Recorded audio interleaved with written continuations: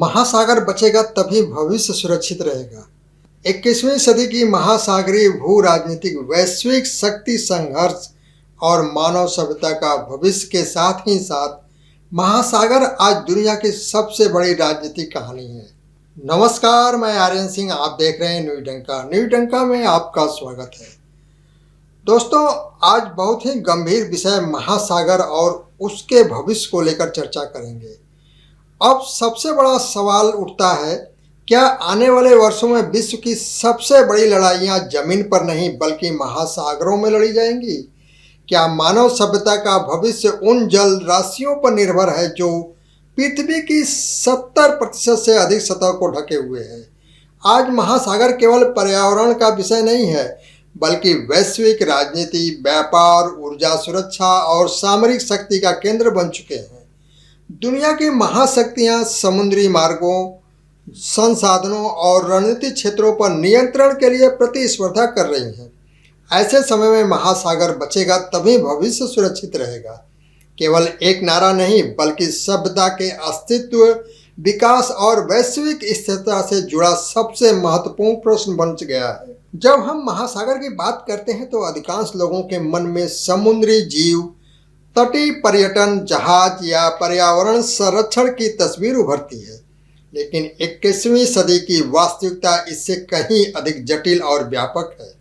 आज महासागर पृथ्वी की सबसे महत्वपूर्ण भू राजनीतिक, आर्थिक और सामरिक संपत्ति बन चुके हैं।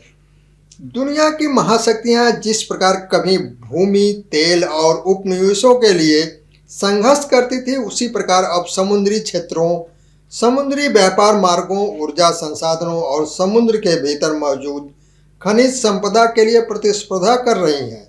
महासागर बचेगा तभी भविष्य सुरक्षित रहेगा।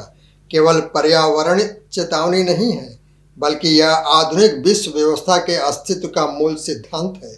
यदि महासागर संकट में पड़ते हैं तो वैश्विक अर्थव्यवस्था, खाद्य सुरक्षा, ऊर्जा आपूर्ति, जलवायु संतुलन और अंतर्राष्ट्रीय शांति सभी प्रभावित होंगे।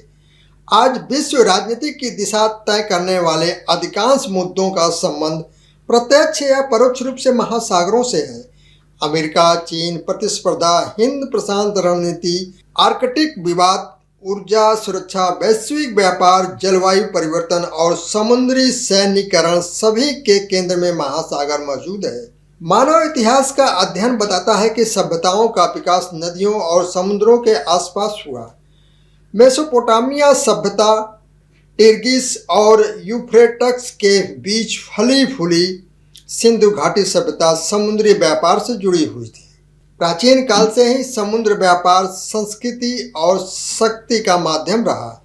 फोनिशियन, यूनानी, रोमन, अरब और बाद में यूरोपीय शक्तियों ने समुद्री मार्गों का उपयोग कर विशाल साम्राज्य स्थापित किए। 15वीं और 16वीं शताब्दी में समुद्री खोजों का युग शुरू हुआ। पुर्तगाल और स्पेन ने समुद्री मार्गों के माध्यम से वैश्विक व्यापार पर नियंत्रण स्थापित किया। इसके बाद ब्रिटेन ने समुद्री शक्ति के बल पर विश्व के सबसे बड़े साम्राज्य का निर्माण किया। इतिहास का यह नियम आज भी लागू है। जो समुद्र को नियंत्रित करता है वहीं विश्व राजनीति को प्रभावित करता है। अल्फ्रेड महान और समुद्री शक्ति का सिद्धांत। अमेरिकी नौसैनिक रणनीतिकार अल्फ्रेड थियर महान ने 1890 में अपनी प्रसिद्ध पुस्तक the influence of sea power upon history में कहा था कि किसी राष्ट्र की महानता उसकी समुद्री शक्ति पर निर्भर करती है। सरकार की नीतियां आज अमेरिका, चीन और भारत की समुद्री रणनीतियां काफ़ी हद तक इसी सिद्धांत पर आधारित है। 21वीं सदी महासागरों की राजनीति की सदी बनती जा रही है। इसके पीछे कई कारण हैं। वैश्विक बाजार, विश्व व्यापार का लगभग 90% हिस्सा समुद्री मार्गों से होता है। ऊर्जा परिवहन, दुनिया का अधिकांश तेल और गैस समुद्र के रास्ते पहुंचता है। तीसरा, इंटरनेट की ऋण। विश्व के लगभग 95% अंतर्राष्ट्रीय डेटा का आदान प्रदान समुद्र के भीतर बिछी फाइबर ऑप्टिक केबलों से होता है। हिंद प्रशांत नई विश्व राजनीति का केंद्र। द्वितीय विश्व युद्ध के बाद अटलांटिक महासागर के वैश्विक राजनीति का केंद्र था, लेकिन अब केंद्र बदल चुका है। आज इंडो पैसिफिक क्षेत्र विश्व शक्ति संतुलन का नया मंच बन गया है। यह क्षेत्र पूर्वी अफ्रीका से लेकर पश्चिमी अमेरिका तक फैला है। विश्व की लगभग 60% आबादी को समाहित करता है। वैश्विक जीडीपी का बड़ा हिस्सा उत्पन्न करता है। यही अमेरिका और चीन के बीच सबसे बड़ा रणनीतिक संघर्ष चल रहा है। चीन ने पिछले 2 दशकों में अपनी समुद्री शक्ति को अभूतपूर्व रूप से बढ़ाया है। उसने आधुनिक नौसेना विकसित की, विमान वाहक पोत बनाए, कृत्रिम द्वीप विकसित किए, समुद्री मिसाइल तंत्र मजबूत किया। चीन की बेल्ट एंड रोड परियोजना केवल आर्थिक योजना नहीं बल्कि समुद्री भू राजनीतिक रणनीति भी है। दक्षिण चीन सागर विश्व की सबसे संवेदनशील समुद्री सीमा बन चुका है। यहाँ से वैश्विक व्यापार का विशाल हिस्सा गुजरता है। अरबों डॉलर के ऊर्जा संसाधन मौजूद हैं। चीन 9 डैश लाइन के आधार पर लगभग पूरे समुद्र पर दावा करता है। दूसरी ओर Philippines, Vietnam, Malaysia, Brunei, Taiwan भी इस क्षेत्र पर अधिकार जताते हैं। यदि यहाँ युद्ध होता है तो उसका प्रभाव पूरी विश्व अर्थव्यवस्था पर पड़ेगा। यूनाइटेड स्टेट आज भी विश्व की सबसे शक्तिशाली नौसैनिक शक्ति है। उसके पास वैश्विक नौसैनिक अड्डों का नेटवर्क, परमाणु पनडुब्बियां, विमान वाहक पोत समूह, उन्नत समुद्री निगरानी प्रणाली मौजूद है। अमेरिका की रणनीति स्पष्ट है, चीन को समुद्री प्रभुत्व स्थापित करने से रोकना। आज समुद्री सुरक्षा के नाम पर नए गठबंधन उभर रहे हैं। क्वाड सदस्य भारत, अमेरिका, जापान, ऑस्ट्रेलिया। इनका उद्देश्य हिंद प्रशांत क्षेत्र में शक्ति संतुलन बनाए रखना है। भारत की भौगोलिक स्थिति उसे हिंद महासागर की केंद्रीय शक्ति बनाती है। भारत के लिए हिंद महासागर व्यापार का मार्ग, ऊर्जा आपूर्ति का स्रोत, राष्ट्रीय सुरक्षा का आधार। भारत की लगभग 95% व्यापारिक मात्रा समुद्री मार्गों से गुजरती है। चीन ने हिंद महासागर क्षेत्र में कई बंदरगाह परियोजनाओं में निवेश किया है, जैसे ग्वादर पाकिस्तान, हम्बनटोटा श्रीलंका, किया उक फ्यू म्यांमार, जिबूती नौसेना अड्डा। भारत इसे सामरिक दृष्टि से देखता है। कुछ समुद्री मार्ग इतने महत्वपूर्ण हैं कि उनके अवरुद्ध होने से पूरी दुनिया प्रभावित हो सकती है, जैसे मलक्का जलडमरू मध्य। भारत, चीन, जापान और दक्षिण कोरिया की ऊर्जा सुरक्षा इससे जुड़ी है। होर्मुज जलडमरू मध्य विश्व तेल व्यापार का बड़ा हिस्सा यहीं से गुजरता है। बाब अल मंदेब यूरोप एशिया व्यापार के लिए अत्यंत महत्वपूर्ण है। स्वेज नहर वैश्विक व्यापार का जीवन मार्ग है। 21वीं सदी में समुद्र केवल जल नहीं बल्कि खनिजों का विशाल भंडार भी है। समुद्र तल में पाए जाते हैं कोबाल्ट, निकेल, मैग्नीज। ये सभी आधुनिक तकनीकी और हरित ऊर्जा के लिए आवश्यक हैं। भविष्य की खनिज युद्ध समुद्र के भीतर लड़ा जा सकता है। ब्लू इकोनॉमिक का अर्थ समुद्री संसाधनों का टिकाऊ उपयोग। इनके प्रमुख क्षेत्र हैं मत्स्य पालन, समुद्री पर्यटन, समुद्री जैव प्रौद्योगिकी, अपतटीय पवन ऊर्जा, समुद्री परिवहन। विश्व बैंक के अनुसार भविष्य में ब्लू इकोनॉमिक विश्व विकास का प्रमुख इंजन बन सकती है। महासागर पृथ्वी द्वारा उत्पन्न अतिरिक्त गर्मी का बड़ा हिस्सा अवशोषित करते हैं।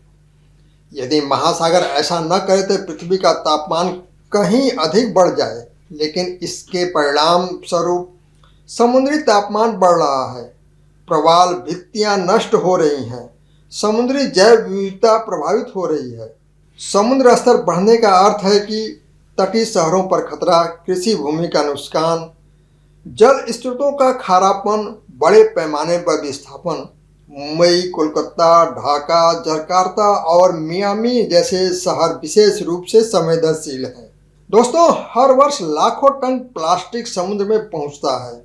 इसके परिणाम स्वरूप समुद्री जीवों की मृत्यु, खाद्य श्रृंखला का प्रदूषण, माइक्रोप्लास्टिक संकट।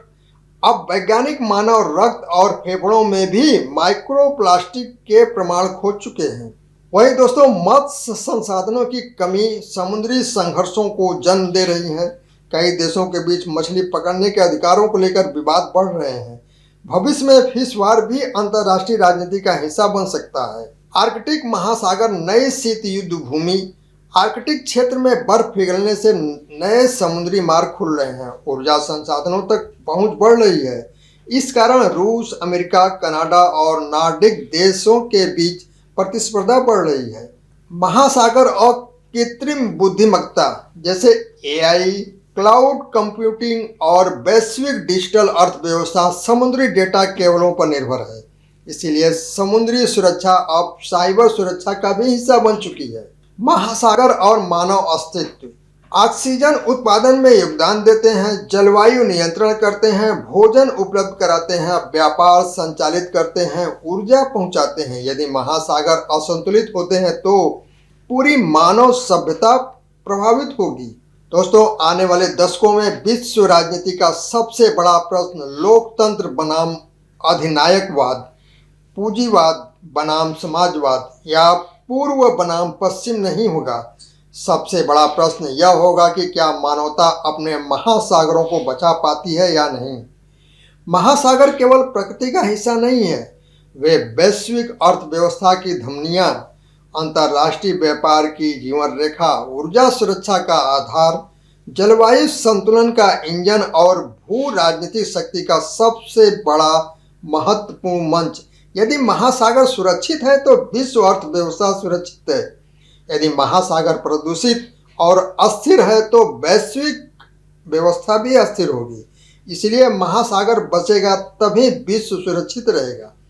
21वीं सदी का सबसे महत्वपूर्ण भू राजनीतिक, आर्थिक और सभ्यतागत संदेश यह है कि यह केवल पर्यावरण बचाने का आह्वान नहीं बल्कि मानव सभ्यता के अस्तित्व की रणनीतिक घोषणा है।